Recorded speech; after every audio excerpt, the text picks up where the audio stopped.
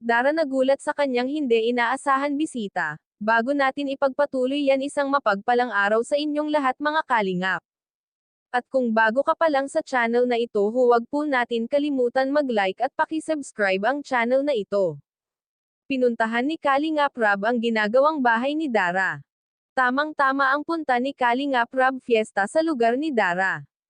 Sumama nga si Roseanne at Joy, para maki-fiesta kina Dara. Pinagluto ni Dara ng pansit ang kanyang mga bisita. Pabiro pa ngang sinabi ni Edo kay Dara na may naalala siya sa pansit na yan. Alam nyo na mga ka-viewers kung sino ang tinutukoy ni Edo. At nagtawanan sila.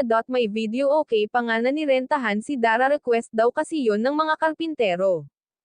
Nagulat si Kalingap Rob sa bahay ni Dara, buo na ito at bubong na lang ang kulang. Sabi ng mga karpintero binibilisan daw talaga nila kasi marami pa silang gagawin na bahay. Sinabi rin ni Kalingap Rob na lagyan ng harang na bakal ang bintana ni Dara. Para kahit bukas ang bintana may harang naman na bakal. Pati ang pinto ni Dara may bakal na pinto din sa labas. Sinigurado talaga ni Kalingap Rob ang kaligtasan ng magkapatid kasi kahit si Kalingap Rob ay balisa rin pag naiisip niya ang magkapatid sa bundok. At isa pa sa kinalulungkot ni Dara ay ang hindi pag-uwi ng papa niya. Ang sabi na naman daw sa kanya December na lang daw ito uuwi. Kaya kung mapapansin natin ay malungkot na naman itong si Dara. Inaasahan kasi niya ang pangako ng kanyang ama.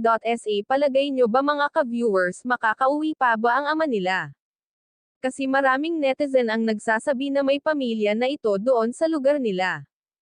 Pati ang ate ni Dara ay hindi rin umuwi. Pasalamat pa rin si Dara at paminsan-minsan ay dinadalaw siya ng tita niya at minsan iyon daw ang nagluluto sa mga karpintero pag si Dara ay nasa paaralan.